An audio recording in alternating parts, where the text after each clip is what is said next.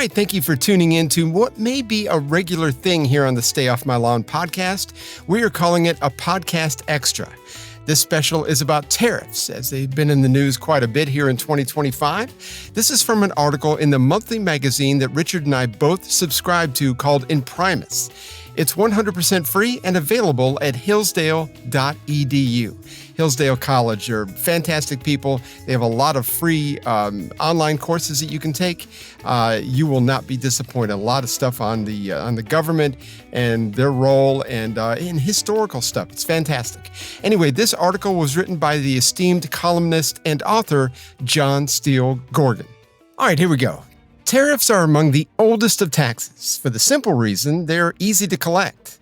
Just send in the tax collectors and don't let the goods being transported move until the duty has been paid. Being one of the earliest forms of taxation, it's not surprising that tariffs produced one of the earliest forms of tax evasion, smuggling.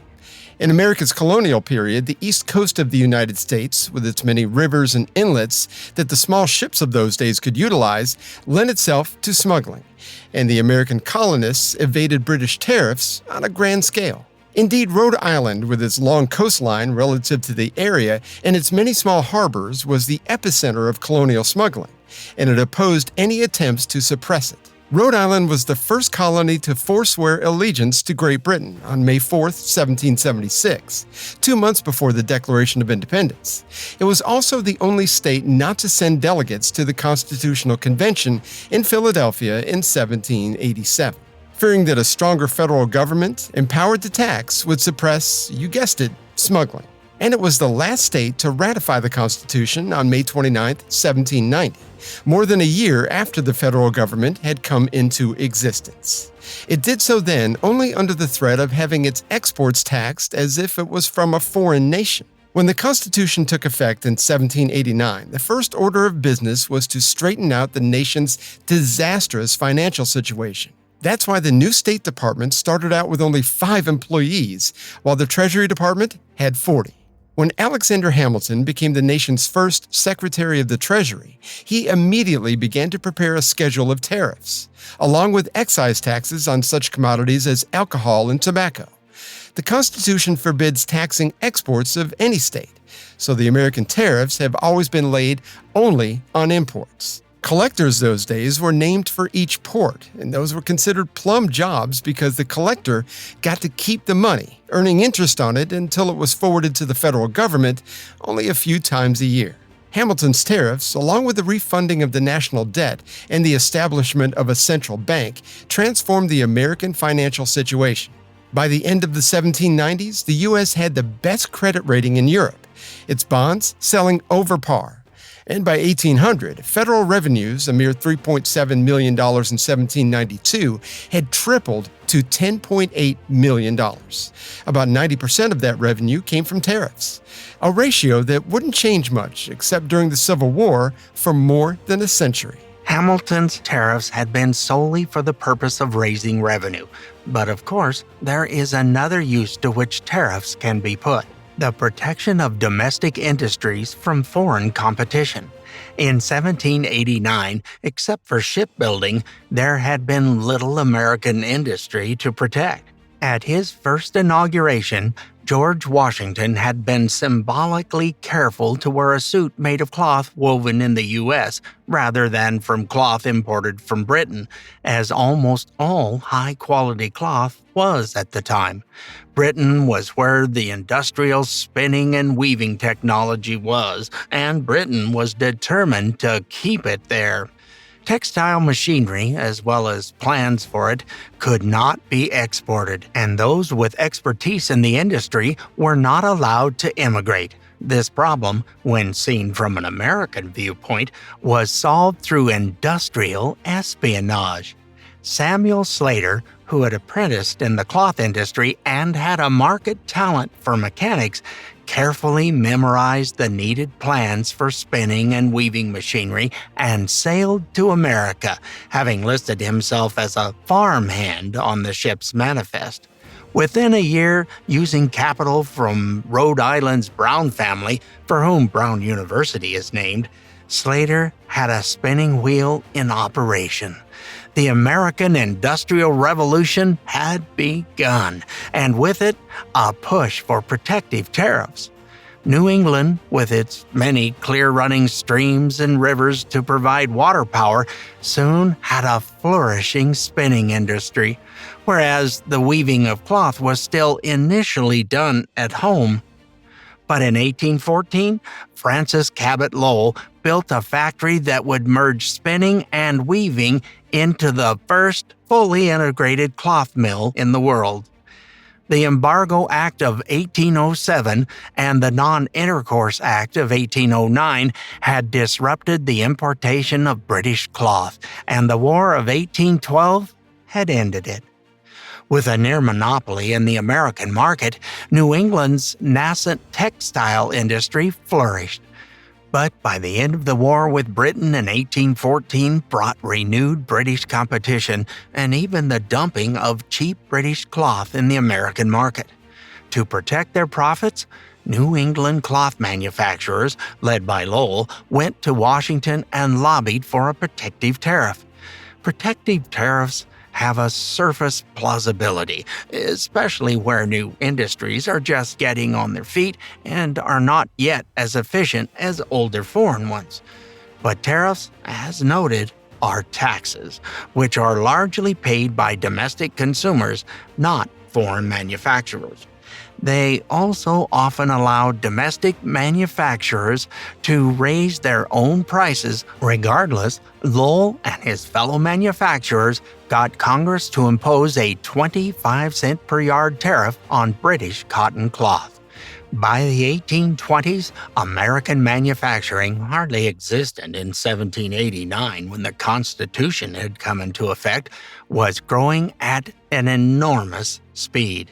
In 1824, there were 2 million people employed in manufacturing, 10 times the number of only 5 years earlier.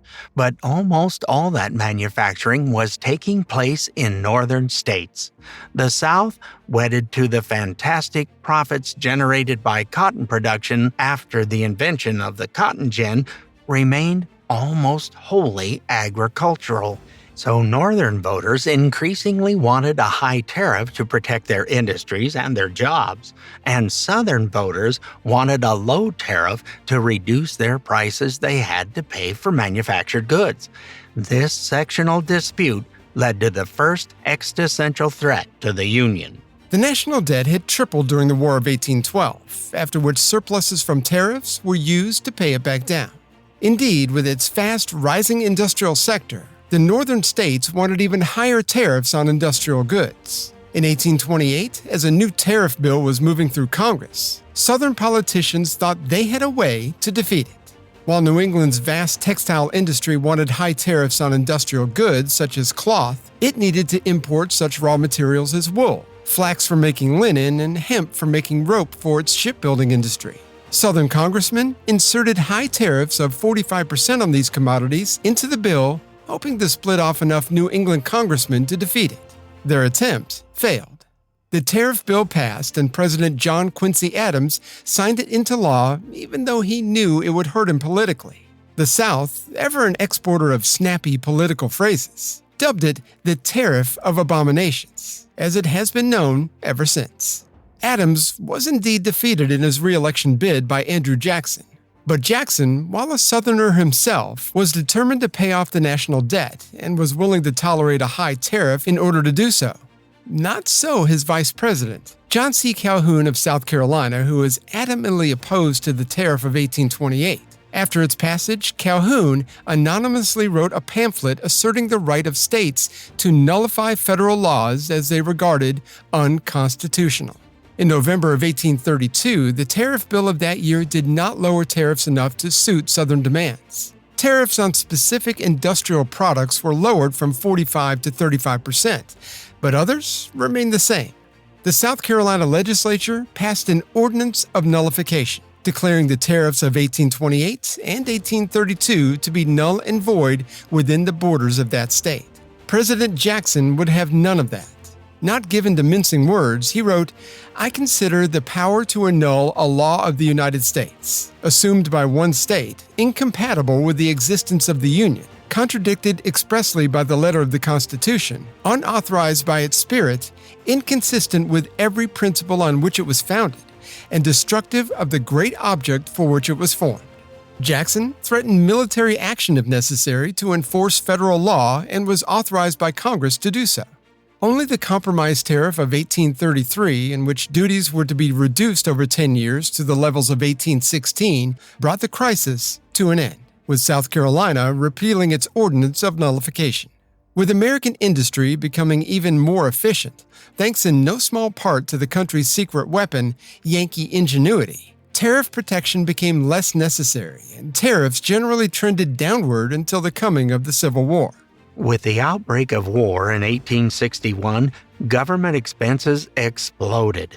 Prior to firing on Fort Sumter, the federal government had been spending about $172,000 a day.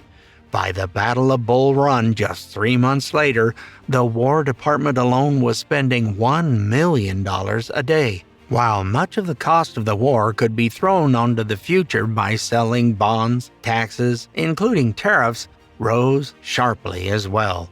There were also new taxes such as the country's first income tax and a stamp tax on legal documents.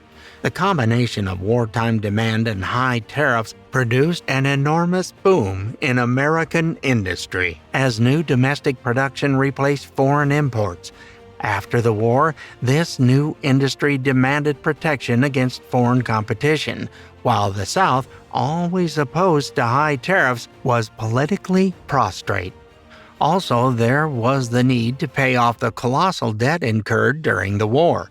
With wartime tariffs still largely in place, the federal government ran 28 straight surpluses between 1866 and 1894, despite a serious depression from 1873 to 1879. The debt in dollar terms was cut by more than half between 1866 and 1900, and as a percentage of the fast-rising GDP, it fell by far more. But tariffs are a consumption tax and therefore fall hardest on the poor, who must spend all their income to buy necessities. So there was increasing political pressure for an income tax on the rich that would finance a lowering of tariffs. But in 1895, the Supreme Court ruled such a tax unconstitutional. Meanwhile, tariffs trended down only slightly. In 1899, a legal dispute between Henry Clay Frick and Andrew Carnegie caused the enormous profits of the privately held Carnegie Steel Company to become public. By then, Carnegie Steel was manufacturing so efficiently that the company was successfully exporting to both Great Britain and Germany, where the steel industry had been born. With the facts in the open, the excuse that American industry needed protection from more efficient European companies began to collapse. As a result, tariffs began to decline significantly. Average tariffs above 50% in 1900 were under 20% by 1920. Although American industry flourished in the 1920s, the agricultural sector of the economy did not. American farming had been hugely profitable during World War I, thanks to a steep decline in European production as farmhands went to war, as well as the Ottoman Empire's blockade of Russia's wheat exports, which had been the largest in the world in 1913. Peace brought that agricultural prosperity to a rapid halt, and drought in the American Midwest made matters worse. Rural banks began to fail at an average rate of 500 per year during the 1920s. Worse still, the rapid spread of the automobile and the tractor caused more and more land that had been devoted to fodder crops, about 1/3 of the total land under cultivation in 1900, to be used to produce food for humans instead, driving down prices sharply. In 1928, presidential candidate Herbert Hoover promised farmers a protective tariff on farm products, but by the time Hoover became president and the bill was considered in Congress, the Wall Street crash had happened, and the economy was moving into recession. What resulted was a feeding frenzy of special interests. Industries and whole economic sectors alike sought protection in the slowing economy, and Congress obliged. Even tombstone markers got a protective tariff. The result, called the Smoot-Hawley Tariff after its principal sponsors in the Senate and House, was to raise the tariff on 20,000 imported commodities. It was the highest tariff in American history. Economists were appalled, and more than 1,000 signed a petition asking Hoover to veto the bill. Thomas Lamont, a senior partner at J.P. Morgan & Company, wrote, "I almost went down on my knees to beg Herbert Hoover to veto the asinine Hawley-Smoot tariff. The act intensified nationalism all over the world." Lamont was right. Foreign countries quickly built their own tariff walls to unprecedented heights, and world trade collapsed. In 1929, it had amounted to about $36 billion. By 1932, global trade was only $12 billion, one-third as much. American exports had been $5.241 billion in 1929. 3 years later, they were down to $1.16 billion, a 78% drop. In constant dollar terms, American exports were lower than they had been in 1896 when the economy had been one-fifth the size. The Federal Reserve was keeping interest rates high in order to protect the gold standard, and the Hoover administration's attempt to balance the budget in 1932 with sharply higher taxes were the three huge public policy mistakes that converted an ordinary stock market crash and recession into what we know as the Great Depression. In World War II, the industrial bases of Germany and Japan were flattened, and those of the other great powers, except for the U.S., were severely impacted. In a rare example in the history of foreign policy of enlightened self-interest, rebuilding their economies was a major priority for the U.S. The intention was to restore prosperity in these devastated countries and thus to make them less susceptible to the Soviet aggression that had already taken much of Eastern Europe. Reviving world trade was an important component of that. In 1947, 23 countries met in Geneva, Switzerland, and they established the General Agreement on Tariffs and Trade, GATT. Recognizing how counterproductive the beggar thy neighbor trade policies of the 1930s had been, the preamble called for a substantial reduction of tariffs and other trade barriers and the elimination of preferences on a reciprocal and mutually advantageous basis. The other trade barriers included quotas, import and export licenses, domestic tax reductions on exports, and direct subsidies. In the first round of GATT negotiations, 45,000 tariffs were reduced, affecting about $10 billion in annual world trade. Further rounds, 8 in all, the latest is still ongoing, followed as more and more countries joined GATT. Each round saw further reductions in tariffs and trade barriers. In 1995, GATT evolved into the World Trade Organization, WTO. In 1999, Communist China, which had seen explosive economic growth since the death of Mao Zedong in 1976, was admitted to the World Trade Organization. It was hoped that by being allowed to join the club, China would follow the rules. It has not. It has been guilty of massive theft of intellectual property as well as other nefarious trade policies as it made exports the centerpiece of its economy. GATT was arguably the most successful diplomatic effort in world history. As noted in 1932, global trade had amounted to $12 billion. By 2023, it had grown to $23 trillion. In other words, global trade in constant dollars has multiplied by more than 80 times in 80 years. To see an example of how much this has changed the world, look at the labels of your clothes. In 1947, they would mostly have been made in Manhattan's garment district and in other such centers of the American clothing industry. Today, they are made in such places as Bangladesh, Nicaragua, and Cambodia. These countries have a large comparative advantage in clothing manufacturing, which is labor-intensive, but not capital-intensive, thanks to their very low semi-skilled labor costs. And while the wages of these countries are very low compared with American wages even today, they are a lot more than what these people were earning just 2 generations ago. In 1950, according to the World Bank, 62.12% of the world's population was living in extreme poverty. In 2017, the percentage had fallen to 9.18%. Never in human history has poverty fallen so far so fast. No small part of that triumph has been the lowering of trade barriers, first and foremost, tariffs. To be sure, not all of this enormous increase in world trade is due to GATT.